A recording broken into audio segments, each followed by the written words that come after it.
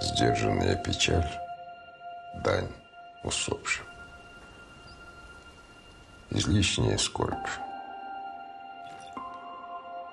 прах живых. Есть работа с телохранителем. Пристегнись. Не хочу. Ну и каково тебе в няньках? Так? Сильнее. Может так? Может так? И вот что интересно. Товар ушел, а деньжат до сих пор еще не видел. У него дочка есть. Приведи мне ее.